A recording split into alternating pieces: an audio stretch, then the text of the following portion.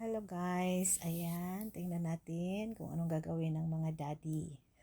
Nag-get together po sila. Kailangan nila ng relaxation every week.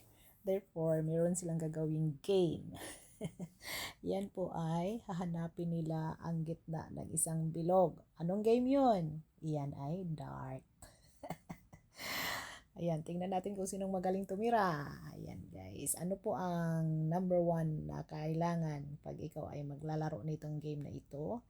Number one guys is focus of your mind. Kailangan nakafocus ka sa pinaka-center dyan, sa dart.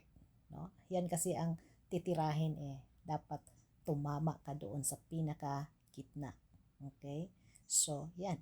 Kailangan ng focus. Same lang yan sa buhay natin guys. Kung meron tayong gustong ma-attain sa buhay natin, makapagtapos ng aral or makakuha ng trabaho, kailangan mag-focus tayo sa ating mga pagsusumikap, no?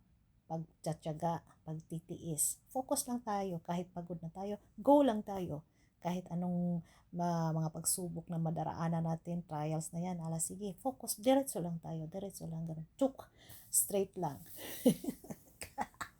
Ganun ang last dyan focus lang. Tsaka, kailangan yung pasensya mo dyan.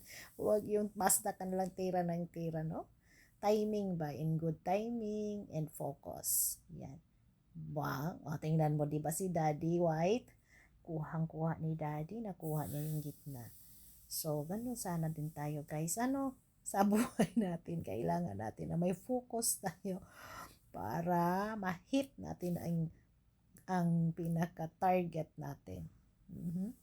Ganyan ang maglaro ng dart. Meron kasi yung premyo guys, kaya sila ay masayang naglaro ng game na yan. No? Daddy, ayusin mo. Oops. Ganyan maglaro ng dart, simple lang, di ba? Pero mahirap gawin. Hindi mo yan basta-basta, akala mo'y madali lang. Meron nga kami dyan dito sa bahay, ang hirap-hirap, hindi ko talaga makuha yung gitna niyan. Okay guys, thank you so much. Nag-i-enjoy tayo sa panunood ng mga daddy na simpleng nagbabanding sila every weekend. Ginagawa nila yung magbabanding, refreshing of their mind and para pampalakas din ng mga puso. Kailangan humalakhak, tumawa, relax talaga sila guys. Ganyan dapat, no? Mga colleagues sa trabaho, mga kasamahan sa trabaho, relax din pag may time guys. So, ganyan dapat ang relasyon ng isang grupo. Maraming salamat sa panonood guys, and sana po hindi kayo magsasawa sa pagsusupport ng aking mga videos. Kailangan po natin na matatag at focus lang sa buhay, straightforward with guidance of the Lord. So, magdasal tayo palagi. Huwag tayong matatakot, mananalig tayo sa mahal nating Panginoon. Amen. Bye!